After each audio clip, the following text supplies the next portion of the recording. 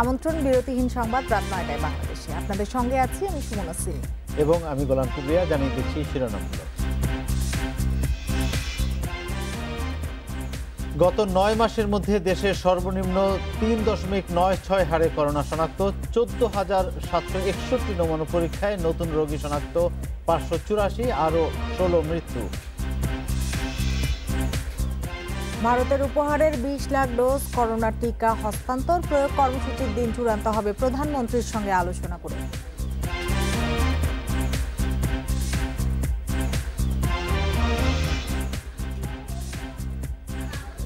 পিকে হালদারের আইনজীবী এবং তার মেয়ে ৩ দিনের রিমান্ডে, অর্থ পাচারের দায় এড়াতে পারে না বাংলাদেশ ব্যাংক, বলছে আদালত।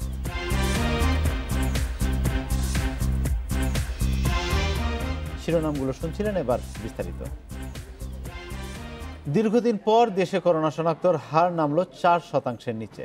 গত একদিনে ১৪,৭৬১টি নমুনা পরীক্ষায় নতুন রোগী শনাক্ত হয়েছেন ৫৮৪ জন।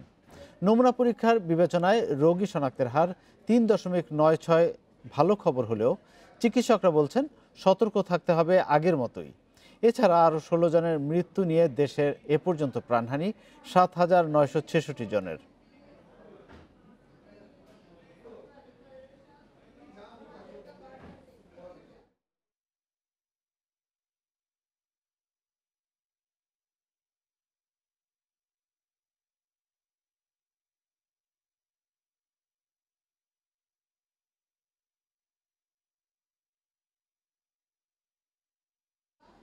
দেশে করোনার বর্তমান পরিস্থিতি বিশ্লেষণে এখন ধানমন্ডি থেকে আমাদের সঙ্গে যুক্ত হচ্ছেন প্রধানমন্ত্রীর ব্যক্তিগত চিকিৎসক অধ্যাপক ABM আবদুল্লাহ। জনাব ABM আবদুল্লাহ, আপনাকে স্বাগত। আমরা দেখতে পাচ্ছি গত কয়েকদিন ধরেই ক্রমাগতভাবে, মানে স্থিতিশীলভাবেই বলা যায় যে করোনার শনাক্তের হার ৫-এর নিচেই রয়েছে। এর আগে বিশেষজ্ঞরা বলছিলেন যে 5-এর নিচে থাকাটাই মানে তাহলে বলা যায় যে নিয়ন্ত্রণে আছে। এখন পরিস্থিতিটা আমরা কিভাবে বিবেচনা করতে পারি, কি অবস্থায় আছি আমরা? ধন্যবাদ। গত কয়েক সপ্তাহেই একটা জিনিস আমরা লক্ষ্য শনাক্তের হার কিন্তু কমে আস্তে আস্তে কমতে কমতে হলো সর্বনিম্ন কয়েকদিন যাবৎ কিন্তু 5-এর নিচেই আছে। তবে একটা জিনিস খেয়াল রাখতে হবে, এরকম 5-এর সপ্তাহ পর্যন্ত থাকে, তখন কিন্তু আমরা বলতে পারবো যে করোনা আসলে আমাদের অনেকটা নিয়ন্ত্রণের মধ্যেই রয়ে গেছে, এটা কিন্তু বলা যাবে। তবে এই কথা খেয়াল রাখতে হবে, জনগণ এটাকে যেন আবার স্বস্তির নিঃশ্বাস না ফেলেন বা তৃতীয় ঢেকুর না তোলেন। আমাদেরকে কিন্তু অবশ্যই সতর্ক থাকতে হবে, কারণ পৃথিবীর অনেক দেশ তো বেড়ে যাচ্ছে, কোনো হচ্ছে দ্বিতীয় ঢেউ, কোনো হচ্ছে তৃতীয় ঢেউ আসতেছে।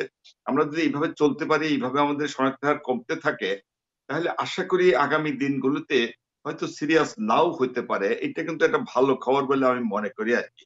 কারণ একসময় কিন্তু আমরা মনে করতাম যে শীতে বোধহয় খুব বাড়বে, শীতের আগে থেকে কিন্তু বলছিলাম আমরা দ্বিতীয় ঢেউ আসবে, সংক্রমণের হার বাড়বে। তবে আল্লাহর রহমতে দেখা যাচ্ছে যে শীত গেল আমাদের বা শীত চলছে, সংক্রমণ কিন্তু অতটা বাড়ে না। এটা অত্যন্ত স্বস্তির খবর, এটাকে যেন আমরা ধরে রাখতে পারি। এই জনগণ বিষয়ে যদি একটু জানতে চাই আপনার কাছে। এর মধ্যেই কিন্তু কথা হচ্ছে যে স্কুলগুলো পর্যায়ক্রমে খুলে দেওয়া যায় কিনা, এ নিয়ে আলোচনা শুরু হয়েছে। তার বাইরে করোনার টিকা দেওয়ারও একটা মানে কার্যক্রম শিগগিরই শুরু হয়ে যাবে আমাদের দেশেও। সব মিলিয়ে আপনি কিভাবে মূল্যায়ন করবেন? স্কুল কলেজ স্বাভাবিক জীবনে যাওয়ার টিকা দিলে কি আমরা আরেকটু স্বস্তিতে থাকবো কিনা, এই বিষয়গুলো জানতে চাচ্ছি। সামনে স্কুল কলেজের কথাটাই আগে বলি, এটা তো একটা মানে খুবই জরুরি, অনেকে তো চাচ্ছে। এবং গতকালকে হয়তো আপনি দেখছেন একটা রিসার্চ তারা করছেন যে 76% ছাত্র অভিভাবক সবাই কিন্তু আজকে স্কুল খুলে দাও। তেমন ব্যক্তিগত মতামত হলো ঢালাওভাবে সব স্কুল কলেজ ইউনিভার্সিটি একসাথে যেন একসাথে না খুলে পর্যায়ক্রমে খোলা হোক। আমি মনে করি যেমন ইউনিভার্সিটি বা বুয়েট বা মেডিকেল কলেজ বা এগ্রিকালচার ইউনিভার্সিটি, এগুলো এখানে কিন্তু বড় যারা আছে কিন্তু বড় বাচ্চা, এরা আসলে বড়, তারা তারা কিন্তু স্বাস্থ্যবিধি মানবে, বললে বুঝাবে। আমার মনে হয় তাদেরকে এগুলো বোধহয় আগে খোলা যেতে পারে। ইউনিভার্সিটি হল খুলতে পারে, ইউনিভার্সিটি পরীক্ষার জন্য হেল্প করতে পারে, মেডিকেল কলেজগুলো খুলে দেয়, বুয়েট বলছি আমি, এটা খুলুক। এগুলো যদি আগে খুলে আমরা পর্যবেক্ষণ করব, যদি এবং অবশ্যই স্বাস্থ্যবিধি যেন পুঙ্খানুরূপে মানা হয়। যদি পর্যবেক্ষণ করে আমরা দেখি যে তাদের সংক্রমণের হার বাড়ছে না, তখন পর্যায়ক্রমে আমি মনে করি যে কলেজ বা ধরেন হাই স্কুল বা প্রাইমারি স্কুল পরে খুলতে বলছি। কারণটা হলো ধরেন প্রাইমারি ছোট বাচ্চা তো, বাচ্চারা স্কুলে যাবে, খেলাধুলা করবে, দৌড়াদৌড়ি করবে, বাচ্চারা কিন্তু স্বাস্থ্যবিধি অত মানবেও না, তো মানতে চেষ্টাও করবে না, বুঝবেও না। আবার বাচ্চার মায়েরা কিন্তু ওই স্কুলে যাবে, দেখবেন যে ওই গেটের বাইরে একেবারে 100-200 মা অভিভাবক এরা দাঁড়ায় থাকবে। তাদের মধ্যে সংক্রমণের বাড়ার ঝুঁকি কিন্তু রয়ে গেছে।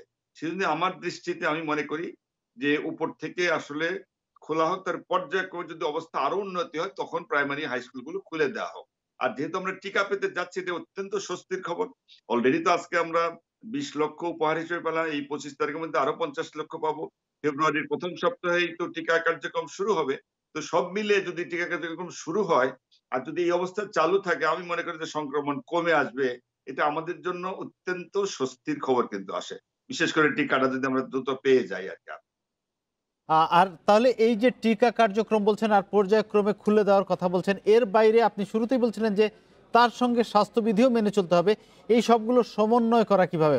মানে স্কুল, কলেজ, ইউনিভার্সিটিগুলো যদি খোলা হয়, অফিস আদালত চলছে, মানুষ হাট বাজারে যাচ্ছে, তার পাশাপাশি স্বাস্থ্যবিধি মেনে চলা এটা একটু বেশি চ্যালেঞ্জিং হয়ে পড়ে কিনা? আর এই যে আমরা এখন একটা স্থিতিশীল অবস্থায় এসেছি, এইটার পিছনে কারণগুলো কি কি আপনার কাছে জানতে চাই। কথাতেই বলে চ্যালেঞ্জিং তো বটেই। প্রথম কথা, মানুষ তো সবকিছুই করছে, খালি স্কুল কলেজটাই তো বন্ধ। হাটে ঘাটে বাজারে সবাই তো যাচ্ছে, কেউ কিন্তু ঘরে বসে নাই।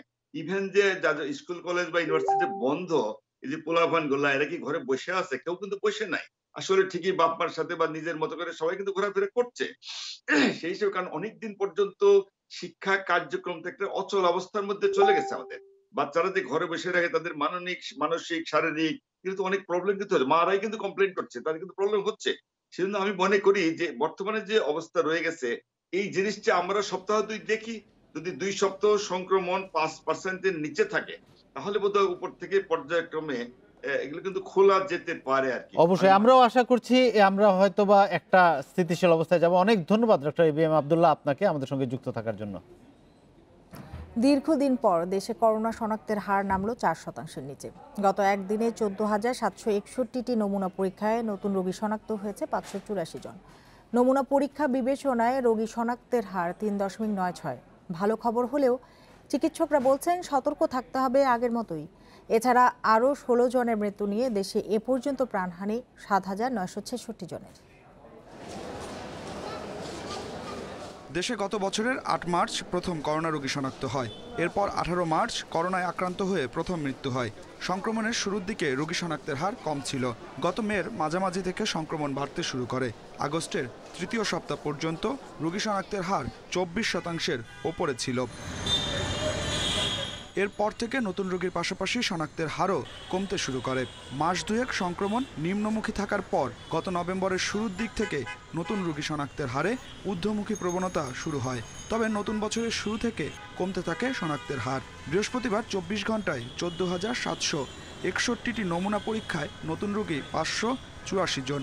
এ হিসেবে আক্রান্তের হার 3.96%, যা দীর্ঘদিন পর সবচেয়ে কম শনাক্তের হার। চিকিৎসকরা বলছেন শনাক্তের এই হার ভালো খবর, তবে সতর্ক থাকতে হবে আগের মতোই, কারণ অবহেলা করলে আবারও বাড়তে পারে করোনা আক্রান্তের হার। এখনই একদম গা ছাড়া ভাব যেন আমাদের মধ্যে না আসে। আমাদের যে মাস্ক ব্যবহার করা, সোশ্যাল ডিস্টেন্সিং বা শারীরিক দূরত্ব যেটা মেনটেন করে থাকা দরকার সেটা, এবং প্রয়োজন বোধে জনসমাগম এলাকা এড়িয়ে চলা, এই কয়েকটি জিনিস খুবই সুন্দরভাবে পরিপালন করতে হবে। যুক্তরাষ্ট্র, যুক্তরাজ্য সহ বিশ্বের বিভিন্ন দেশে করোনার দ্বিতীয় ঢেউয়ে বেসামাল অবস্থা।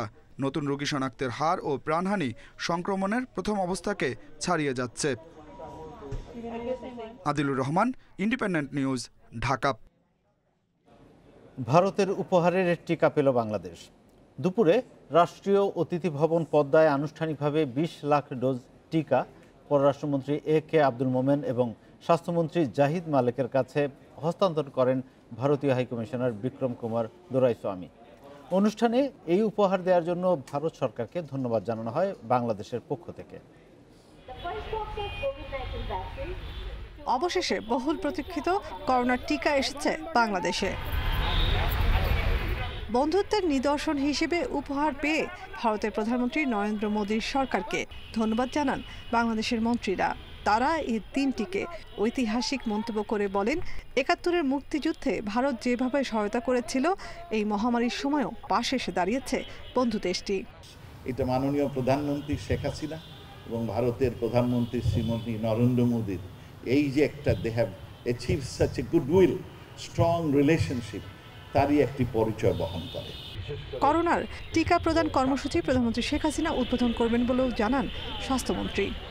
দুই রাষ্ট্রের যে বন্ধুত্ব, দুই রাষ্ট্রের জনগণের যে বন্ধুত্ব, যে সহানুভূতি, সহনশীল, তারই প্রমাণ রাখলো এই ভ্যাকসিনের মাধ্যমে। আমরা যে কোনো দুর্যোগ আমরা একসঙ্গে মোকাবেলা করব। ঢাকায় নিযুক্ত ভারতের হাইকমিশনার বলেন, ভারত তার পররাষ্ট্র নীতি অনুযায়ী সবসময় চেষ্টা করে প্রতিবেশীর অগ্রাধিকারকে সর্বোচ্চ গুরুত্ব দিতে।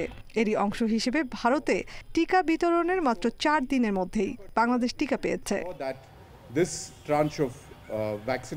প্রতিবেশী দেশের মধ্যে ভারত সবসময় প্রাধান্য দেয় বাংলাদেশকে, আর তাই অন্যান্য দেশে করোনার টিকা উপহার পাঠানোর মধ্যে সর্বোচ্চ সংখ্যক ডোজ এদেশে পাঠিয়েছে দিল্লি। মোদী সরকার যে প্রতিশ্রুতি দেয় তা রক্ষা করে, তার নিদর্শন এই উপহার। সামনের দিনগুলোতে করোনা মহামারী মোকাবেলায় দুই দেশ এক হয়ে কাজ করবে। অনুষ্ঠানে স্বাস্থ্যমন্ত্রী আরও জানান, এই উপহারের বাইরে অক্সফোর্ড অ্যাস্ট্রাজেনেকার উদ্ভাবিত ও ভারতের সেরাম ইনস্টিটিউটের তৈরি আরও 50 লাখ ডোজ টিকা বেসরকারিভাবে এই মাসেই দেশে আসবে। সরকারের সঙ্গে সেরাম ইনস্টিটিউট ও বেক্সিমকো ফার্মার চুক্তির আওতায় 3 কোটি টিকা যথাসময় পাওয়া নিশ্চিত করতে ভারত সরকারের প্রতি অনুরোধ জানান মন্ত্রী। নাফিজুদ্দৌলা, ইন্ডিপেন্ডেন্ট নিউজ, ঢাকা। ভারতের উপহার 20,04,000 ডোজ করোনার ভ্যাকসিন দেশে এসেছে, রাখা হয়েছে তেজগাঁওয়ের ইপিআই স্টোরে। টিকার তাপমাত্রা ঠিক আছে বলে জানিয়েছে স্বাস্থ্য অধিদপ্তর। প্রধানমন্ত্রীর সঙ্গে কথা বলে টিকা কর্মসূচির উদ্বোধনের দিন চূড়ান্ত হবে বলে জানিয়েছেন স্বাস্থ্যমন্ত্রী জাহিদ মালেক। বৃহস্পতিবার সকাল 11টা 20 শাহজালাল আন্তর্জাতিক বিমানবন্দরে অবতরণ করে ভারতের বিশেষ বিমান। সেরাম ইনস্টিটিউটের তৈরি অক্সফোর্ড অ্যাস্ট্রাজেনেকার করোনা ভ্যাকসিন এসেছে এই বিমানেই। পণ্য ছাড়ের প্রক্রিয়া শেষে স্বাস্থ্য অধিদপ্তরের টিকা বহনের গাড়িতে তোলা হয় 167টি টিকার বাক্স। বিশেষ নিরাপত্তায় বিমানবন্দরের 8 নম্বর গেট দিয়ে বের হয় 2টি ট্রাক। গন্তব্য মহাখালীর স্বাস্থ্য অধিদপ্তর। পুরো রাস্তায় ছিল পুলিশ প্রটোকল, কোথাও যেন জ্যামে পড়তে না হয় তা নিশ্চিত করে ট্রাফিক বিভাগ। সড়কের দুই পাশে তখন উৎসুক জনতার ভিড়। তেজগাঁও ইপিআই স্টোরে থামে ট্রাক। আনলোড করা হয় ভ্যাকসিনের 167টি বাক্স। প্রতি বাক্সে 1200 ভায়াল। এক ভায়াল দিয়ে 10 জনকে টিকা দেয়া যায়। টিকাগুলো গত বছরের 6 ডিসেম্বর তৈরি, আর মেয়াদ শেষ হবে এ বছরের 3 জুন। আমাদের হাতে এই ভ্যাকসিনটি সঠিক তাপমাত্রায় আমরা গ্রহণ করেছি, এবং এখন যে জায়গায় আমরা WSC-তে এটা সংরক্ষণ করছি, সেই জায়গায় আমাদের 2 থেকে 8 ডিগ্রি সেলসিয়াসে এটা আমরা সংরক্ষণ করব, এবং পরিবহন এবং ডিস্ট্রিবিউশন এবং পরিবহনও আমরা 2 থেকে 8 ডিগ্রি তাপমাত্রার মধ্যে এটা আমরা মেনটেন করব। পরিদর্শনে এসে স্বাস্থ্যমন্ত্রী জানান, ট্রায়ালের পর সারা দেশে টিকা প্রয়োগ শুরু হবে। সেই ট্রায়ালের ডেটের অপেক্ষায় আছি। আমাদের মাননীয় প্রধানমন্ত্রী যুক্ত হবে, আমরা একটা ডেট অতি শীঘ্র পেয়ে যাব। সেই ডেট অনুযায়ী আমরা একটা ট্রায়াল রান করব। ট্রায়াল রানের পরে আমরা সারা দেশে যে ডিপ্লয়মেন্ট করতে হতে সময় লাগবে, আমরা আশা করি আগামী যে আমাদের যে আরও 50 লক্ষ ডোজ যেটা আছে, সেটাও আশা করি আগামী সপ্তাহের মধ্যে চলে আসবে। স্বাস্থ্য বিভাগের তথ্য মতে 26 বা 27 জানুয়ারি হতে পারে টিকা কর্মসূচির উদ্বোধন, আর এরপর রাজধানীর 4 হাসপাতালে শুরু হবে পরীক্ষামূলক প্রয়োগ। Hasan Misbah, independent News, Dhaka. 20 lakh dose করোনার টিকা পাঠানোয় ভারতের প্রধানমন্ত্রী নরেন্দ্র মোদীকে ধন্যবাদ জানিয়েছেন প্রধানমন্ত্রী শেখ হাসিনা। তিনি জানান, চলতি মাসের 25 বা 26 তারিখের মধ্যে আসতে শুরু করবে ভারতের সেরাম ইনস্টিটিউট থেকে কেনা করোনার টিকা। ঢাকা বিশ্ববিদ্যালয়ের জন্মশতবার্ষিকী উপলক্ষে আয়োজিত আন্তর্জাতিক সেমিনারের উদ্বোধনী অনুষ্ঠানে তিনি আরও জানান, এসব টিকা কিভাবে দেয়া হবে তা নিয়ে পরিকল্পনা চলছে। প্রধানমন্ত্রী বলেন, বাঙালির প্রতিটি আন্দোলন সংগ্রামের সূতিকাগার ঢাকা বিশ্ববিদ্যালয়। দেশের সর্বোচ্চ এই শিক্ষা প্রতিষ্ঠান আবার তার গৌরব ফিরিয়ে আনবে বলে আশাবাদ প্রধানমন্ত্রীর। চতুর্থ শিল্প বিপ্লবেও ঢাকা বিশ্ববিদ্যালয় নেতৃত্ব দেবে জানিয়ে গবেষণার প্রতি সকলকে গুরুত্ব বাড়ানোর তাগিদ দেন শেখ হাসিনা। তিনি বলেন, নিজস্ব অর্থায়নে পদ্মা সেতু নির্মাণ করায় সারা বিশ্বে বাংলাদেশের ভাবমূর্তি উজ্জ্বল হয়েছে। I now Professor Dr. Mohammad Samad Vice Chancellor.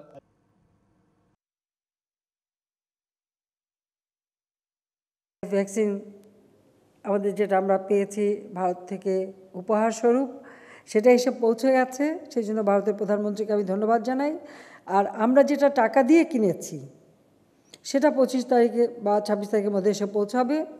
আমি চাই যে ঢাকা বিশ্ববিদ্যালয় সব সময় একটা অগ্রণী ভূমিকা পালন করবে, সেটাই আমরা চাই, এটাই আমাদের লক্ষ্য। আমাদের সরকারের পক্ষ থেকে আমি এটুকু বলতে পারি, ঢাকা বিশ্ববিদ্যালয় সব ধরনের সহযোগিতা আপনারা পাবেন, এটুকু আমি অন্তত একজন অ্যালামনি হিসেবেও বলতে পারি।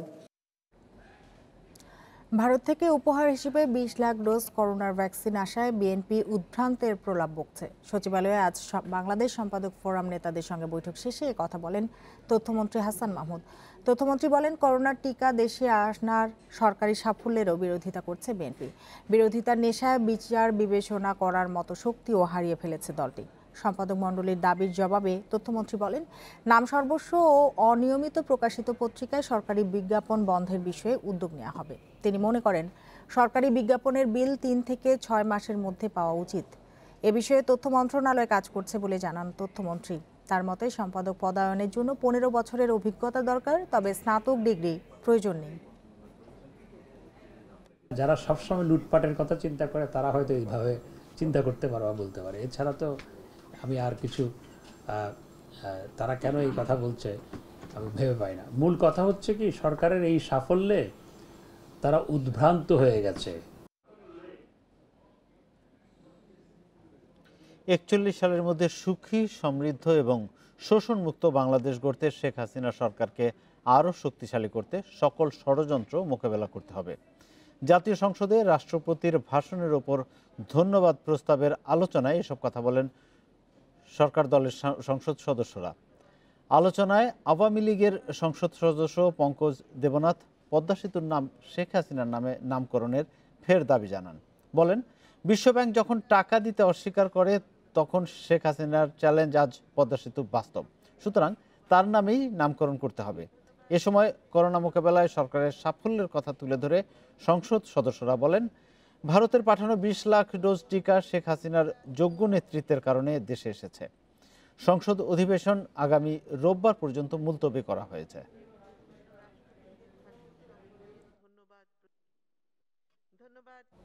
প্রতিক্রিয়াশীলতা এখন বিএনপির রাজনৈতিক চরিত্রের অংশ বলে মন্তব্য করেছেন আওয়ামী লীগের সাধারণ সম্পাদক ওবায়দুল কাদের।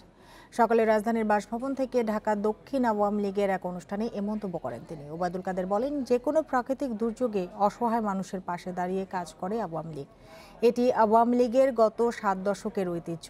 কিন্তু বিএনপি বিপদে মানুষের পাশে না দাঁড়িয়ে শুধু সমালোচনার তীর ছুড়ে যায় সব সময়।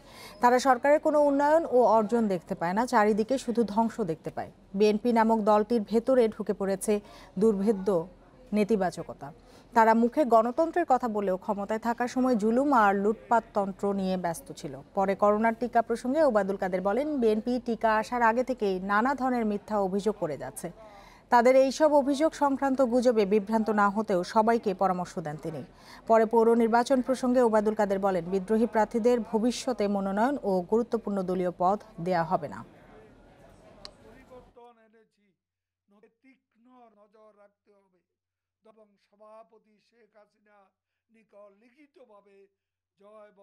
বিএনপির মুখে গণতন্ত্রের কথা বললেও তাদের মুখোশের আড়ালে লুকিয়ে আছে লুটপাট তন্ত্র। বিএনপি নেতারা নাকি চারদিকে শুধু দেখছেন ধ্বংস আর ধ্বংস। তারা শেখ হাসিনা সরকার দেশের কোনো অর্জন দেখতে পায় না। আসলে তাদের সৃষ্টিশীলতাকে গ্রাস করেছে দুর্ভেদ্য নেতিবাচকতা। তাদের ভালো কিছু দেখার শক্তি লোপ পেয়েছে অন্ধ সমালোচনায়। বুড়িগঙ্গার তীর দখলমুক্ত করতে কামরাঙ্গীচরে বৃহস্পতিবার চতুর্থ দিনের মতো উচ্ছেদ অভিযান চালিয়েছে বিআইডব্লিউটিএ। এদিন কয়েকটি বহুতল ভবন সহ বেশ কিছু অবৈধ স্থাপনা উচ্ছেদ করে সংস্থাটি। বিআইডব্লিউটিএ বলছে, দখলমুক্ত জমি যাতে আবারও বেদখল না হয় সেজন্য বাড়ানো হবে নজরদারি।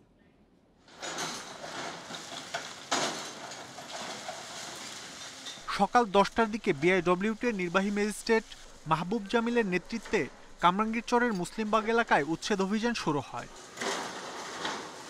প্রথমেই নদীর তীরে বিআইডব্লিউটি এর ভারী যন্ত্রপাতি দিয়ে একটি 3তলা ভবন গড়িয়ে দেয়া হয়। এর পাশে একটি 5তলা ভবন মালিক নিজ উদ্যোগে ভাঙার কাজ শুরু করলেও সেটিও গড়িয়ে দেয় বিআইডব্লিউটিএ। প্রথম মাপ দিল, মাপ দেওয়ার পর পড়ছিল 15 ফিট, তারপর নিল হচ্ছে গিয়ে 18 ফিট, তারপর আমরা 20 ফিট ক্লিয়ারেন্স করে দিছি, করার পরও ওনারা আবার 22 ফিট মানে ভেঙে নিয়ে নিছে। মানুষ মানে বাইন্দা মুন্দলে যে বইছে আয় যে কোথা ভেঙে দিয়ে গেলো, কোনো সময় দেয় নাই, আর আমাকে কোনো নোটিশ জানায় না, আগে পরে কিচ্ছু জানা নেই, আর আমাকে কয় না, আমাকে খাজনা রেকর্ড জরিপ সব আছে। বিআইডব্লিউটিএ বলছে আদালতের নির্দেশে নিয়ম মেনেই চালানো হয়েছে এ অভিযান। সেই সাথে উদ্ধার হওয়া জমিতে দ্রুতই দেয়া হবে নতুন সীমানা পিলার। সেখানে 5তলা বিল্ডিং, 4তলা বিল্ডিং, 3তলা, 2তলা প্রচুর বিল্ডিং ছিল। এখানে আমরা বৃক্ষরোপণ করব এবং জনগণ যাতে স্বাচ্ছন্দ্যে এলাকাটা ব্যবহার করতে পারে। ভিতরের গলিটা আমরা চেষ্টা করব সম্প্রসারণ করে দেওয়ার জন্য। কামরাঙ্গীরচরে 4 দিনের অভিযানে প্রায় 300 ছোট বড় অবৈধ স্থাপনা উচ্ছেদ এবং প্রায় 5 একর জমি উদ্ধার করেছে বিআইডব্লিউটিএ। মাহমুদ শরীফ, ইন্ডিপেন্ডেন্ট নিউজ, ঢাকা। রাজধানীর মিরপুর 11 থেকে কালশী পর্যন্ত বিকল্প সড়কের দুই পাশের অবৈধ স্থাপনা উচ্ছেদে অভিযান চালিয়েছে ঢাকা উত্তর সিটি কর্পোরেশন। বৃহস্পতিবার এই অভিযানের শুরুতে দখলদারদের সঙ্গে পুলিশের কয়েক দফা সংঘর্ষ হয়। এদিকে কোনো অবৈধ দখলদারকে বিন্দুমাত্র ছাড় দেওয়া হবে না বলে জানিয়েছেন ডিএনসিসির মেয়র। আটকে পড়া পাকিস্তানি অধ্যুষিত মিরপুর 11 নম্বরের 4 নম্বর সড়কের দুই পাশের অবৈধ দখল উচ্ছেদে কয়েকশো পুলিশ নিয়ে অভিযান শুরু করে ডিএনসিসি। এ সময় বুলডোজার দিয়ে একটি দোকান ভাঙার পরই সংঘবদ্ধ হয়ে হামলা চালায় দখলদাররা। তারা ইটপাটকেল ছুটতে থাকে। এক পর্যায়ে পিছু হটতে বাধ্য হয় পুলিশ। সাময়িকভাবে বন্ধ হয় অভিযান। পরিস্থিতি নিয়ন্ত্রণে কাঁদানে গ্যাস ও রাবার বুলেট নিক্ষেপ করে পুলিশ। কয়েক দফার চেষ্টায় দখলদারদের হটিয়ে আবারও শুরু হয় উচ্ছেদ অভিযান। রাস্তার মধ্যে যারা অবৈধ স্থাপন করেছিল, অবৈধ দোকানপাট ছিল, রাস্তাটা ক্লিন করার জন্য সিটি কর্পোরেশন থেকে এখন উচ্ছেদ অভিযান চলছে। সকালে সামান্য উত্তেজনা ছিল, আমরা যথেষ্ট অনেক ফোর্স এখানে ডেপ্লয়মেন্ট করেছি। সিটি কর্পোরেশনের বিজ্ঞ ম্যাজিস্ট্রেট মহোদয় আছেন, ওনার নির্দেশে আমরা কাজ করছি। আমরা আইন শৃঙ্খলা রক্ষার দায়িত্বে এখানে নিয়োজিত আছি। এই মুহূর্তে কোনো হতাহতের খবর আমাদের কাছে নেই। প্রথমে একটু উত্তেজনা ছিল, এখন পরিস্থিতি সম্পূর্ণ স্বাভাবিক। মিরপুর 11 থেকে কালশী পর্যন্ত 68 ফুট প্রশস্ত সড়ক নির্মাণ করা হবে। এ পরিকল্পনা বাস্তবায়নে সড়কের দুই পাশে থাকা অবৈধ 1.5 শতাধিক দোকানপাট ও ঘর ভেঙে দেওয়া হবে বলে জানান উত্তরের মেয়র। অবৈধ করে রেখে দিয়েছে, আমি কেন ছাড় দিব? আমার মেসেজ হচ্ছিল এরা সবাই কিন্তু জানেন, এবং এই রাস্তা যেখানে দাঁড়িয়ে আছি এই রাস্তা কিন্তু একটু পর্যন্ত আমরা করে বাকিটা চড়া করতে পারছিলাম না। এখন যারা, তাহলে তো আপনারা যে কেউ তো একটা রাস্তার মধ্যে গিয়ে আপনি দোকান উঠিয়ে দিবেন, তারপরে বলবেন যে আমার তো এটা, আমাকে একটা ইয়া দেন, নোটিশ দেন। এই নোটিশ দিলে তো ঢাকা শহরে কোনো কাজ করা যাবে না তো আমাদেরকে। সড়কটির কালশী সংযোগস্থলে ট্রাক স্ট্যান্ডটি রাজুকের সঙ্গে আলোচনা করে দ্রুত উচ্ছেদে পদক্ষেপ নেওয়া হবে বলে জানান আতিকুল ইসলাম। বন Ibne Kamal, Independent News, Dhaka. Online class শুরু হয়ে গেছে, অথচ এখনও সব বই দেয়া হয়নি। ঢাকার বেশিরভাগ স্কুলে নবম শ্রেণীর সব বই পায়নি শিক্ষার্থীরা। রাজধানীর বাইরে মাধ্যমিকে 2-1টি করে বই দেয়া বাকি রয়েছে। কর্তৃপক্ষ বলছে আগামী সপ্তাহের মধ্যে সবাই পেয়ে যাবে বই। করোনা সতর্কতায় এবার বই উৎসব হয়নি, তবে বছরের প্রথম দিন থেকে বিনামূল্যের বই দেয়া হয় শিক্ষার্থীদের, কিন্তু সব বই এখনও দিতে পারেনি স্কুল। রাজধানীর বেশিরভাগ স্কুলেই নবম শ্রেণীর বই দেয়া হয়নি, ফলে অনলাইন ক্লাস শুরু হলেও লেখাপড়া শুরু করতে পারেনি শিক্ষার্থীরা। অনেক শিক্ষা প্রতিষ্ঠান রয়েছে যারা এখনো নতুন বছরের বই পায়নি, যার কারণে শিক্ষার্থীরা অনলাইন ক্লাস নিয়ে বিপাকে পড়েছে। ঢাকার বাইরে পরিস্থিতি আরও খারাপ।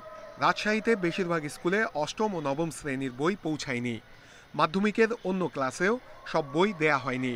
8-এর ইংরেজি বইটা আমরা পাচ্ছি না, গণিত বইটা 6-এর বইটা পাই নাই। সংসদ দপ্তরে যোগাযোগ করেছি, তারা বলছে যে আসলে সিটিভি থেকে আমাদের তাদের সরবরাহ করা হয় নাই। সংশ্লিষ্টরা বলছেন এবার দরপত্র দেয়া হয়েছে দেরিতে, কাগজের দাম নিয়েও ছিল টানাপোড়েন, যে কারণে বই ছাপাতে দেরি হয়েছে, যার ফলে তৈরি হয়েছে সংকট। আমরা শঙ্কিত যারা কার্যাদেশে যাদের সক্ষমতার অতিরিক্ত কাজ পেয়েছে ওরা ফেব্রুয়ারি পর্যন্ত বই দিতে সময় লাগবে। এনসিটিবি তার দূরদর্শিতার সাথে সময় উপযোগী সিদ্ধান্ত নিতে পারেন নাই বলে এই সংকট তৈরি হয়েছে। আগামী সপ্তাহের মধ্যে দেশের সব স্কুলে সব বই পৌঁছে যাবে বলে জানিয়েছে এনসিটিবি। বিভিন্ন শ্রেণীতে কিছু কিছু বই, 2টা 3টা একটা করে বই বাকি ছিল, সেগুলো আমরা পাঠিয়েছি। আগামী কয়েকদিনের মধ্যেই যে আমাদের যে শর্ট বইগুলো চলে সেই শর্ট বইগুলো সকল জায়গায় পৌঁছে যাবে। এবছরের জন্য 34 কোটির বেশি বই ছাপিয়েছে NCTB. Nure Alam, Independent News, Dhaka. 1.5 বছর পার হলেও এখনো টাকা ফেরত পাননি People's Leasing and Financial Services লিমিটেডের আমানতকারীরা। অর্থ আদায়ে অবসায়ক সঠিকভাবে দায়িত্ব পালন করছেন না বলে অভিযোগ তাদের। আর অবসায়ক আসাদুজ্জামান জানান, এখন পর্যন্ত 22 কোটি টাকা আদায় হলেও ফেরতের বিষয়ে আদালতের নির্দেশনার অপেক্ষায় আছেন তারা। তবে বিশ্লেষকরা বলছেন, অর্থ আদায়ে সরকারের আরও কঠোর হওয়া প্রয়োজন। শফিকুল আলম প্রবাস জীবনের সব আয় জমা রাখেন পিপলস লিজিংয়ে। দেশে ফিরে এ সুদ দিয়ে সংসার চালাতেন তিনি। পিপলস লিজিংয়ে অর্থ হারিয়ে দুশ্চিন্তায় বছর দেড়েক আগে ব্রেইন স্ট্রোক করেন তিনি। এখন তার চিকিৎসাও বন্ধ হওয়ার উপক্রম। যেহেতু বাংলাদেশ ব্যাংকের অনুমতি ছিল, তো হঠাৎ করে বন্ধ হয়ে যাওয়ার কারণে আমি আর কিছু করতে পারলাম না। শফিকুল আলমের মতো পিপলস লিজিংয়ে টাকা রেখে অনেকেই আর্থিক সংকটে। অর্থ আদায়ে কোনো অগ্রগতি না থাকায় অবসায়ককে দায়ী করছেন তারা। পিপলস লিজিংয়ে আমি গচ্ছিত রেখেছিলাম 2018-তে, সেই টাকার একটা পয়সা আমি পাইনি। উনি কাজ করছে, তার মানে কংক্রিট কোনো ইনফরমেশন আমরা বা প্রতিফলন দেখতে পাচ্ছি না। আমানতকারীদের পক্ষের আইনজীবী জানান, পিপলস লিজিং থেকে ঋণ নিয়ে যারা এখনো পরিশোধ করছে না তাদের বিরুদ্ধে মামলা করতে পারেন অবসায়ক, কিন্তু তিনি এখন পর্যন্ত সে পদক্ষেপ নেননি। যাদের কাছ থেকে টাকা পায় তাদের বিরুদ্ধে উনি অগ্রসর হবেন আইন অনুযায়ী সেই টাকাটা আদায় করার জন্য। প্রথম অবস্থায় উনি টাকাটা দাবি করবেন, তারপরে দাবিকৃত টাকাটা যদি শোধ না হয় তাহলে উনি প্রযোজ্য আদালতে উনি মামলা করবেন, কিন্তু তাদের বিরুদ্ধে আইনানুগ কোনো পদক্ষেপ উনি নেননি এখনো। এদিকে ঋণ গ্রহীতাদের তালিকা আদালতে জমা দিয়ে আদেশের অপেক্ষায় অবসায়ক আসাদুজ্জামান। তবে তাদের বিরুদ্ধে কোনো মামলা করা হবে না বলে জানান তিনি। মামলা না, মামলা তো আছেই, এখন কোর্ট স্পেশাল কোনো অর্ডার হয়তো বা দিবে, অর্ডার অনুযায়ী আমরা কাজ করবো। আদায়ের ব্যাপারটা তো আর আমাদের হাতে নেই, আমরা ইনিশিয়েটিভ নিতে পারি, টাকা আদায় হলেই না পরে স্কিমে যাওয়া।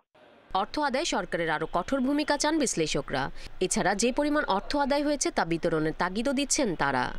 অবসায়ন প্রক্রিয়া যিনি করছেন না কেন বা যারাই করছেন না কেন, তারা যেন এক ধরনের স্থবিরতা করে আছেন, এবং এই স্থবিরতা যতদিন চলবে টাকা ফেরত পাওয়ার সম্ভাবনা ততই ক্ষীণ হয়ে আসবে। অবসায়ন প্রক্রিয়ার মাধ্যমে অর্থ ফেরত পেতে হলে, আংশিকভাবে ফেরত পেতে হলেও যেটা দরকার সেটা হচ্ছে তড়িৎ গতিতে অবসায়ন প্রক্রিয়া সম্পন্ন করা।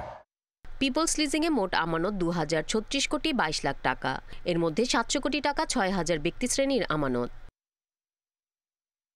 Irin Khatun, Independent News, Dhaka. পলাতক পিকে হালদারের বিরুদ্ধে অবৈধ সম্পদ অর্জন এবং অর্থ পাচারের মামলায় তার আইনজীবী সুকুমার মৃধা এবং তার মেয়ের 3 দিনের রিমান্ড মঞ্জুর করেছে আদালত। ঢাকার মহানগর সিনিয়র স্পেশাল জজ ইমরুল কায়েসের আদালত এই আদেশ দেয়। এর আগে দুপুরে তাদের দুজনকে সেগুনবাগিচা থেকে গ্রেপ্তার করে দুদক। এদিকে হাইকোর্ট বলছে, পিকে হালদারের অর্থ পাচারের দায় বাংলাদেশ ব্যাংকের দায়িত্বপ্রাপ্ত কর্মকর্তারা এড়াতে পারেন না। বিদেশে পলাতক পিকে হালদারের বিরুদ্ধে গত বছর অবৈধ সম্পদ অর্জনের অভিযোগে মামলা করে দুদক। তার বিরুদ্ধে 3,500-এর বেশি টাকা আত্মসাতের অভিযোগ রয়েছে। দুদক কর্মকর্তারা বলছেন, বিভিন্ন নামে পিকে হালদারের বিনিয়োগ করা বেশিরভাগ অর্থের বৈধ উৎস পাওয়া যায়নি। পিকে হালদারের আইনজীবী সুকুমার মৃধা ও তার মেয়ে অনিন্দিতা মৃধাকে সকাল 10টা থেকে দুদকের প্রধান কার্যালয়ে জিজ্ঞাসাবাদ শুরু হয়। জিজ্ঞাসাবাদে গুরুত্বপূর্ণ তথ্য পাওয়ায় তাদের দুপুরে গ্রেপ্তার দেখান দুদকের অনুসন্ধান কর্মকর্তা। পরে আদালত তাদের 3 দিনের রিমান্ড মঞ্জুর করে। জিজ্ঞাসাবাদে তদন্তকারী কর্মকর্তা মামলা সংক্রান্ত অনেক গুরুত্বপূর্ণ তথ্য পেয়েছেন এবং প্রাপ্ত তথ্যের ভিত্তিতে তদন্তকারী কর্মকর্তা তাদের 2 জনকে গ্রেপ্তার করেছেন এবং বিজ্ঞ আদালতে সোপর্দ করেছেন তাদেরকে। এদিকে দেশ থেকে এত অর্থ পাচারের সময় বাংলাদেশ ব্যাংক কি করেছে তা জানতে চেয়েছে হাইকোর্ট। কেন্দ্রীয় ব্যাংকের দায়িত্বপ্রাপ্ত কর্মকর্তাদের তালিকা আগামী 15 ফেব্রুয়ারির মধ্যে হাইকোর্টে জমা দিতে নির্দেশ দেওয়া হয়েছে। বৃহস্পতিবার বিচারপতি নজরুল ইসলাম তালুকদার ও বিচারপতি মোহাম্মদ মহিউদ্দিন শামীমের হাইকোর্ট বেঞ্চ এই আদেশ দেন। মানি লন্ডারিং এর বিষয়ে পিকে হালদার সহ অন্যান্যদের মানি লন্ডারিং এর বিষয়ে কি দায়িত্ব পালন করেছে, তাদের ব্যর্থতা তারা দায়ী থাকবে না কেন, সেই প্রশ্নটা উঠিয়েছে। দরখাস্তটা সরাসরি খারিজ করে দেওয়া হলো। আর দুর্নীতি দমন কমিশনের কাছে যে ব্যাখ্যাটা চাওয়া হয়েছিল খুব শর্ট টাইমের মধ্যে এটা তো সম্ভব না, কারণ এরপরেও আমরা ছোট আকারে একটা নোট নিয়ে আদালতকে বলেছি। ওই 83 জনের ব্যাংক অ্যাকাউন্ট জব্দ করেছে দুর্নীতি দমন কমিশন এবং বেশ কিছু ব্যক্তিকে বিদেশ যাত্রা বন্ধের জন্য ইমিগ্রেশনকে অনুরোধ করা হয়েছে থ্রু মিনিস্ট্রি অফ হোম। পিকে হালদার কাণ্ডে সাবেক সচিব এনআই খানের নাম ভুলে যুক্ত করা হয়েছে দাবি করে বাংলাদেশ ব্যাংকের ডিজিএম আসাদুজ্জামানের করা আবেদন খারিজ করে দেয় High Court. Umon Nahar Azmi, Independent News, Dhaka. রাত 9টায় বাংলাদেশে এবার খেলার খবর জানাচ্ছি শিরোনামগুলো। মিরপুরে কাল সিরিজ নিশ্চিতের মিশন, উইনিং কম্বিনেশন ভাঙবে না বাংলাদেশ, ঘুরে দাঁড়াতে মরিয়া উইন্ডিজ।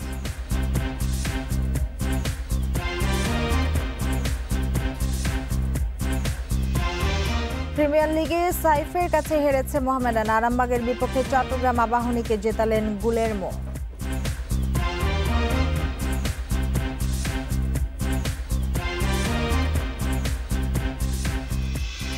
কাল টাইগারদের সিরিজ নিশ্চিতের মিশন, দ্বিতীয় ওয়ানডেতে ওয়েস্ট ইন্ডিজকে উড়িয়ে দিতে চায় তামিমের দল।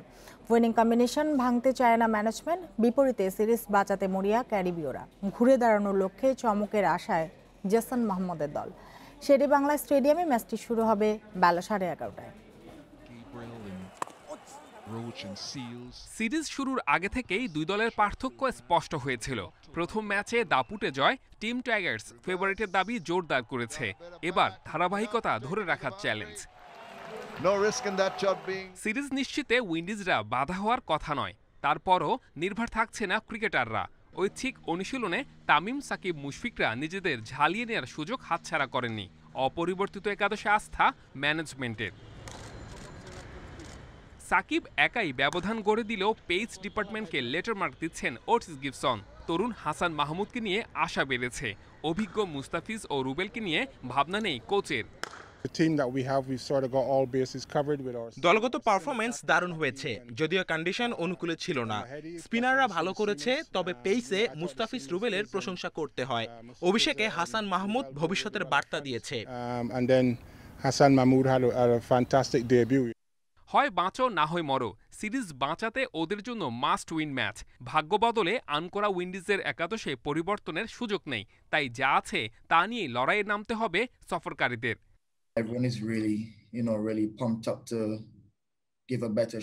দ্বিতীয় ম্যাচে আমাদের কামব্যাক করতেই হবে। ফিল সিমন্স আমাদের ঘুরে দাঁড়াতে আত্মবিশ্বাস জুগিয়েছেন। আশা করি আমরা সিরিজে সমতা ফেরাতে পারবো। প্রথম ম্যাচে দু দলের ব্যাটসম্যানরা ভুগেছে, দ্বিতীয় ম্যাচে উইকেটে বদল হচ্ছে। ব্যাটসম্যানরা পাবেন হাত খোলার সুযোগ। সিরিজ ডিসাইডারে হোম অফ ক্রিকেটে হাই স্কোরিং ম্যাচের প্রত্যাশা। Saiful Majumdar, independent News, Dhaka. বিরতি সাকিবের বোলিংয়ে প্রভাব ফেলতে পারেনি, উল্টো নতুনত্ব এনে ভয়ঙ্কর হয়ে ফিরেছেন। ক্রিকেট বিশ্লেষক এবং গুরু নাজমুল আবেদিন ফাহিম সাকিবের বোলিংয়ে এক্সট্রা টার্ন আর বাউন্স লক্ষ্য করেছেন। তার বিশ্বাস, এই দুই অস্ত্রের শান দিতে পারলে আরও ধারালো হয়ে উঠবেন সাকিব। আর ব্যাটে বড় রান পেতে সাকিব সঠিক প্রক্রিয়া দিয়ে যাচ্ছে বলেও মনে করেন এই ক্রিকেট কোচ। ব্যাটটা যেন কথাই শুনছে না। টি-20 কাপের পর প্রথম আন্তর্জাতিক ম্যাচেও বড় রান আসেনি। প্রায় 14 মাসের বিরতিতে ব্যাটটা যেন পর হয়ে গেছে। নতুন করে সখ্যতা গড়ে তুলতে হচ্ছে, চাইছেন বর্ষে আনতে।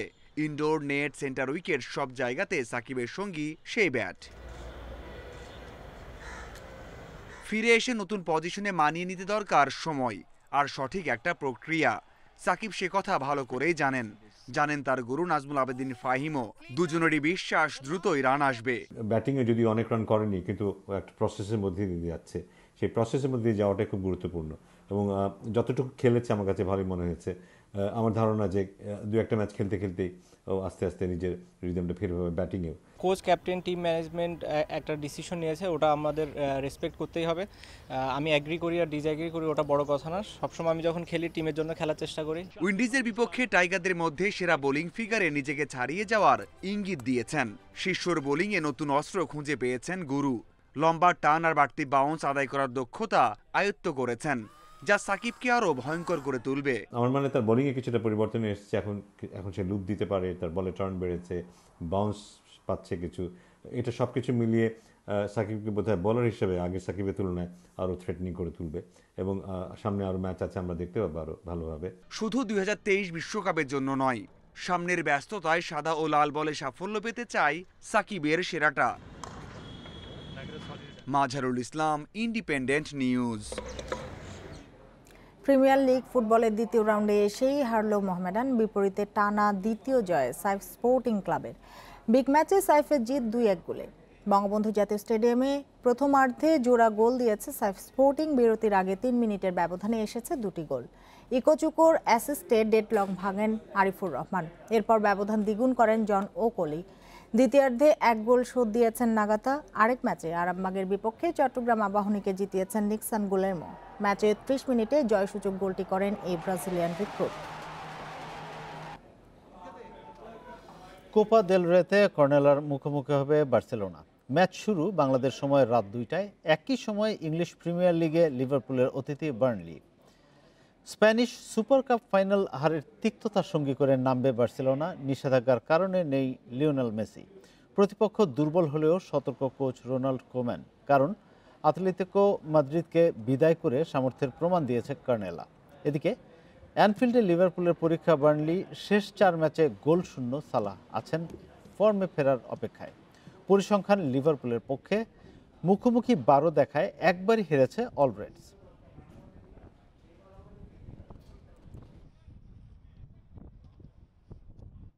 আর এই ছিল খেলার খবরে। এবার অন্যান্য প্রসঙ্গ।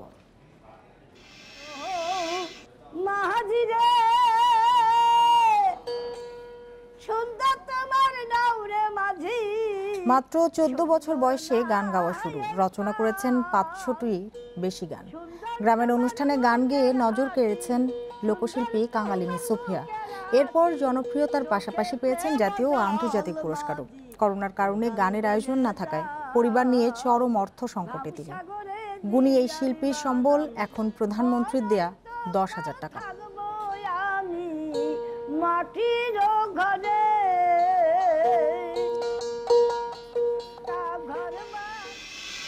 এ নিয়ে প্রতিবেদন থাকছে সংবাদের শেষ অংশে। বহুজাতিক ওষুধ কোম্পানি সানোফির বাংলাদেশ অংশ কিনে নিল দেশের অন্যতম শিল্প গ্রুপ বেক্সিমকোর অঙ্গ প্রতিষ্ঠান বেক্সিমকো ফার্মাসিউটিক্যালস লিমিটেড। গণমাধ্যমে পাঠানো বিবৃতিতে এ তথ্য জানিয়েছে ওষুধ খাতের giant Beximco pharma. French pharmaceuticals giant সানোফির একটি অঙ্গ প্রতিষ্ঠান সানোফি বাংলাদেশ লিমিটেড। প্রতিষ্ঠানটি 1958 সালে মে অ্যান্ড বেকার নামে বাংলাদেশে ব্যবসা শুরু করে।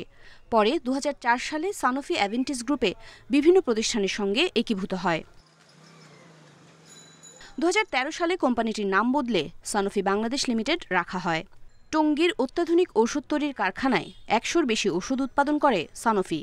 ভ্যাকসিন, ইনসুলিন উৎপাদনে সুনাম আছে সানোফি বাংলাদেশের। এর কর্মী সংখ্যা 800-র বেশি। 2019 সালে সানোফি বিশ্ববাজারে $36 বিলিয়ন বেশি পণ্য বিক্রি করে। সানোফি বাংলাদেশ লিমিটেডে সানোফি গ্রুপের বর্তমানে 54.6% শেয়ার রয়েছে। অবশিষ্ট 25% বেশি বাংলাদেশ সরকারের পক্ষে শিল্প মন্ত্রণালয় এবং প্রায় 20% বাংলাদেশ কেমিক্যাল ইন্ডাস্ট্রিজ কর্পোরেশনসের অধীনে রয়েছে। বৃহস্পতিবার সানোফি বাংলাদেশ লিমিটেডের 54.5% শেয়ার অধিগ্রহণের জন্য চুক্তি করে দেশের শীর্ষস্থানীয় ঔষধ প্রস্তুতকারক ও রপ্তানিকারক প্রতিষ্ঠান বেক্সিমকো ফার্মাসিউটিক্যালস লিমিটেড।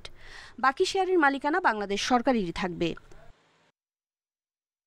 এক বিবৃতিতে বেক্সিমকো ফার্মার ব্যবস্থাপনা পরিচালক নাজমুল হাসান এমপি বলেন, 2018 সালে বেক্সিমকো ফার্মা নুভিস্তা ফার্মা লিমিটেড অধিগ্রহণ করে। এবার সানোফি বাংলাদেশের এই অধিগ্রহণ ভবিষ্যতে কোম্পানির টেকসই প্রবৃদ্ধির ভিত হিসেবে কাজ করবে। বেক্সিমকো ফার্মা আশা করছে ৩ থেকে ৯ মাসের মধ্যে এই ক্রয় প্রক্রিয়া শেষ হবে, আর নতুন এই বিনিয়োগের মাধ্যমে সানোফি তার শীর্ষস্থান ফিরে পাবে। উমুনহার আজমি, ইন্ডিপেন্ডেন্ট নিউজ, ঢাকা। সরকারের আশ্রয়ন পরিকল্পনায় আগামী ২ বছরের মধ্যে দেশে কেউ গৃহ এবং ভূমিহীন থাকবে না বলে জানিয়েছেন প্রধানমন্ত্রীর মুখ্য সচিব আহমদ কায়কাউস। ভূমিহীন ও গৃহহীন পরিবারকে ঘর প্রদান উদ্বোধনের বিষয়ে বিকেলে প্রধানমন্ত্রীর কার্যালয়ে এক সংবাদ সম্মেলনে তিনি আরও জানান, পথশিশু, হিজড়া এবং ভাসমান বেদেদের জন্য আবাসনের ব্যবস্থা করেছে সরকার।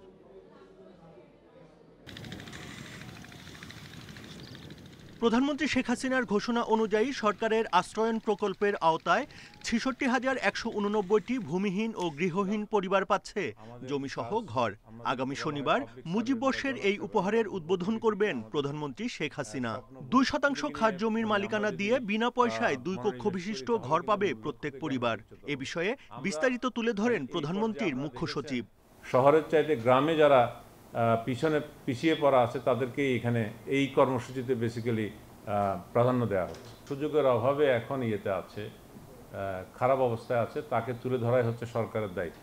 প্রায় ১,১৬৮ কোটি টাকা ব্যয়ে এই প্রকল্প বাস্তবায়ন করছে প্রধানমন্ত্রীর কার্যালয়, দুর্যোগ ও ত্রাণ এবং গৃহায়ন মন্ত্রণালয়। প্রধানমন্ত্রীর মুখ্য সচিব জানান, ভূমিহীন ছিন্নমূল অসহায় জনগোষ্ঠীকে পুনর্বাসনের জন্য ঋণ প্রদান ও প্রশিক্ষণের মাধ্যমে জীবিকা নির্বাহে সক্ষম করে তোলাই এই প্রকল্পের উদ্দেশ্য। তিনি জানান, যেসব প্রকল্প হাতে নেওয়া হয়েছে তা বাস্তবায়িত হলে দেশে আর কেউ গৃহহীন থাকবে না। এছাড়া এসডিজি বাস্তবায়নেও এটি বড় অর্জন বলে জানান প্রধানমন্ত্রী কার্যালয়ের সচিব। পথ শিশুদের কিভাবে ঘরে ফেরানো যায় সেই কর্মসূচিটাও একটা চালু হয়েছে। আমাদের এখানে একটা জাতীয় কমিটিও করা হয়েছে। আমরা সেটা পরীক্ষা নিরীক্ষা করছি কিভাবে এটাকে বাস্তবায়ন করা যায়। ঘর বা জমি দেওয়া হচ্ছে না, এর সাথে সরকারের পক্ষ থেকে প্রত্যেককে দলিল রেজিস্ট্রি করে দেওয়া হচ্ছে, তাকে একটা খতিয়ানের কপি দেওয়া হচ্ছে, তাকে মিউটেশন করে দেওয়া হচ্ছে এবং একই সাথে একটা সনদ দেওয়া হচ্ছে। সাংবাদিকদের প্রশ্নের জবাবে মুখ্য সচিব জানান, একদিনে বিপুল সংখ্যক মানুষকে আশ্রয় দেয়া পৃথিবীর ইতিহাসে এই প্রথম। এছাড়া ৩৬ উপজেলায় ৭৪৩টি ব্যারাক নির্মাণ করে পুনর্বাসন করা হচ্ছে ৩,৭১৫টি পরিবারকে। Buddhadeb Kundu, independent News, Dhaka. আগামীকাল শুক্রবার থেকে দেশের বিভিন্ন অঞ্চলে তাপমাত্রা আরও কমতে পারে। এ সময়ে দেশের উত্তরাঞ্চল, উত্তর পশ্চিমাঞ্চলে মৃদু শৈত্যপ্রবাহ বয়ে যাওয়ার আশঙ্কা রয়েছে বলে জানিয়েছে আবহাওয়া অধিদপ্তর। এ অবস্থা আগামী 2 থেকে 3 দিন অব্যাহত থাকতে পারে। সে সময় রাজধানীর তাপমাত্রা 10 ডিগ্রি সেলসিয়াসের নিচে নেমে যেতে পারে। এছাড়া মাসের শেষে আরও একটি মৃদু শৈত্যপ্রবাহ বয়ে যাওয়ার আশঙ্কা রয়েছে। আবহাওয়ার পূর্বাভাসে বলা হয়েছে, আজ দেশে চট্টগ্রাম ও বরিশালের কোথাও কোথাও গুঁড়ি গুঁড়ি বৃষ্টি হতে পারে। এছাড়া সারা দেশের আকাশ মেঘলা থাকতে পারে। মঙ্গলবার দেশের সর্বনিম্ন তাপমাত্রা ছিল চুয়াডাঙ্গায় 10.4 ডিগ্রি সেলসিয়াস।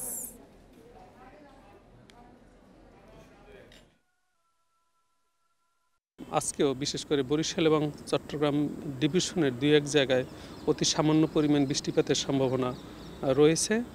দেশের উত্তর পশ্চিমাঞ্চল তাপমাত্রা কিছুটা কমে যাবে, কিছু কিছু জায়গায় তাপমাত্রা 10 ডিগ্রি সেলসিয়াসের নিচে নেমে আসবে। মৃদু শৈত্যপ্রবাহ শুরু হতে পারে। মাত্র 14 বছর বয়সে গ্রামের অনুষ্ঠানে গান গেয়ে মানুষের নজর কেড়েছিলেন লোকশিল্পী কাঙ্গালিনী সুফিয়া। 500টির বেশি গান রচনা করে জনপ্রিয়তা অর্জনের পাশাপাশি পেয়েছেন জাতীয় এবং আন্তর্জাতিক পুরস্কার। তবে গুণী এই শিল্পীর সম্বল এখন প্রধানমন্ত্রীর দেয়া 10,000 টাকা। করোনার কারণে গানের আয়োজন না থাকায় পরিবার নিয়ে রয়েছেন চরম অর্থ সংকটে।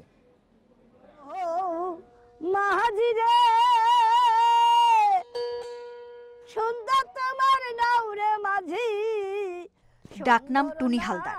জন্ম 1961 সালে রাজবাড়ির বালিয়াকান্দির রামদিয়া গ্রামে।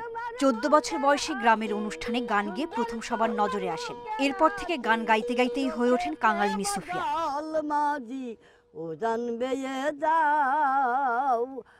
শ্রোতাদের ভালোবাসা পেয়েছেন, জিতেছেন 30টি জাতীয় এবং 10টি আন্তর্জাতিক পুরস্কার। রচনা করেছেন 500-র বেশি গান।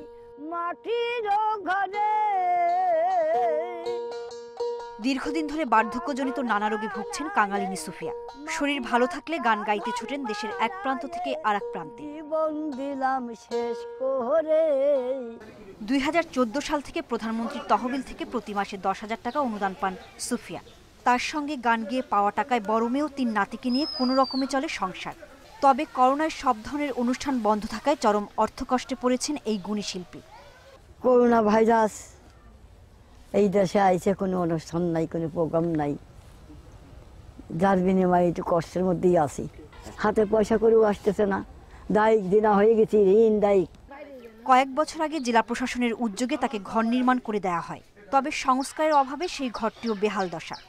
সেই 1971 সাল থেকে এদেশের মাটি ও মানুষের গানগুলোই উনি করেন, মানুষকে দিক নির্দেশনা দেন। করোনাকালীন ওনার পরিস্থিতি খুব মানবেতর জীবনযাপন করছেন উনি, ওনার উপার্জন তেমন নাই। কাঙালিনী সুফিয়ার বসতবাড়ির সংস্কার এবং আর্থিক সহযোগিতার আশ্বাস দিয়েছে প্রশাসন। কাঙালিনী সুফিয়া গতকালকে আসছিলেন, উনি বলেছেন যেটা যে উনি ওনার সমস্যাগুলো বা লিখে আমাদের কাছে একটা আবেদন দিবেন। আবেদন দিলে পরে উনি কি ওখানে চাচ্ছেন এটা দেখে আমরা ব্যবস্থা নিব। ওনার সাথে আমার কথা হয়েছে। গুণী এই শিল্পীকে সব ধরনের সহযোগিতার জন্য সরকারের প্রতি আহ্বান জানিয়েছেন স্থানীয়রা। Independent news desk. এই ছিল বিরতিহীন সংবাদ রাত 9টায় বাংলাদেশের আয়োজন। ইন্ডিপেন্ডেন্ট টেলিভিশনের সব খবর আরো বিস্তারিত জানতে চোখ রাখুন ফেসবুক, ইউটিউব এবং টুইটারে। ধন্যবাদ সবাইকে এতক্ষণ সাথে থাকার জন্য।